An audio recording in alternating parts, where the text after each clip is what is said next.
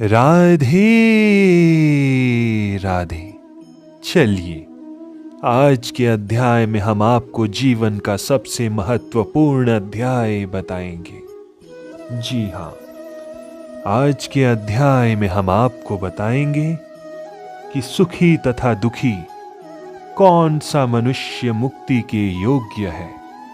मिलकर बोलिए राधे राधे।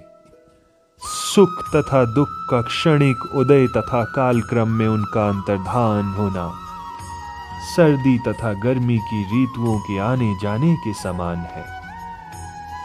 वे इंद्रिय बोध से उत्पन्न होते हैं और मनुष्य को चाहिए कि अविचल भाव से उनको सहन करना सीखे। कर्तव्य निर्वाह करते हुए मनुष्य को सुख तथा दुख के क्षणिक आने जाने को सहन करने का अभ्यास करना चाहिए। वैदिक आदेशानुसार मनुष्य को माघ के मास में भी प्रातःकाल स्नान करना चाहिए। उस समय अत्यधिक ठंड पड़ती है, किंतु जो धार्मिक नियमों का पालन करने वाला है वो स्नान करने में तनिक भी झिझकता नहीं। इसी प्रकार एक गृहिणी भीषण से भीषण गर्मी की ऋतु में भोजन पकाने में हिचकती नहीं है। जलवायु संबंधी असुविधाएं होते हुए भी मनुष्य को अपना कर्तव्य निभाना होता है।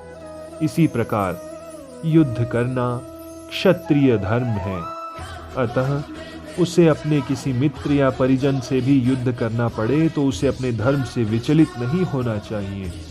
मनुष्य को ज्ञान प्राप्त करने के लिए धर्म के विधि विधान पालन करने होते हैं, क्योंकि ज्ञान तथा भक्ति से ही मनुष्य अपने आप को माया के बंधन से छुड़ा सकता है। अर्जुन को जिन दो नामों से संबोधित किया गया वे भी महत्वपूर्ण हैं। कौन्तेय कहकर संबोधित करने से ये प्रकट होता है कि वो अपनी माता की ओर से संबंधित है, और भारत कहने से उसके पिता की ओर से संबंध प्रकट होता है। दोनों ओर से उसको महान विरासत प्राप्त है। महान विरासत प्राप्त होने के फलस्वरूप कर्तव्य निर्वाह का उत्तरदायित्व आ पड़ता है। अतः अर्जुन युद्ध से विमुख नहीं हो सकता। जो पुरुष सुख तथा दुख में विचलित नहीं होता और इन दोनों में संभाव रखता है वो निश्चित रूप से मुक्ति के योग्य है। जो व्यक्ति आत्म साक्षात्कार की उच्च अवस्था प्राप्त करने के लिए दृढ़ प्रतिज्ञ है तथा सुख तथा दुख के प्रहारों को संभाव से सह सकता है वो निश्चय ही मुक्ति के योग्य है।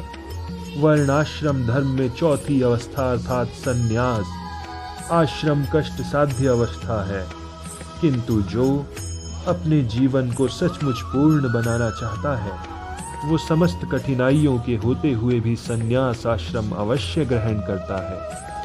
ये कठिनाइयाँ पारिवारिक संबंध विच्छेद करने तथा पत्नी और संतान से संबंध तोड़ने के कारण उत्पन्न होती है, किंतु यदि कोई इन कठिनाइयों को सह लेता है तो उसकी आत्म साक्षात्कार का पंथ निष्कंटक हो जाता है। अतः अर्जुन को क्षत्रिय धर्म निर्वाह में दृढ़ रहने के लिए कहा जा रहा है। भले ही स्वजनों या अन्य प्रिय व्यक्तियों के साथ युद्ध करना कितना भी दुष्कर क्यों ना हो, भगवान चैतन्य ने 24 वर्ष की अवस्था में ही संन्यास ग्रहण कर लिया था। यद्यपि उन पर आश्रित उनकी तरुण पत्नी तथा वृद्ध माँ की देखभाल करने वाला कोई अन्य नहीं था, तो भी उच्चादर्श के लिए उन्होंने संन्यास ग्रहण किया और अपने कर्तव्य पालन में स्थिर बने रहे। भगवत बंधन से मुक्ति पाने का यही एकमात्र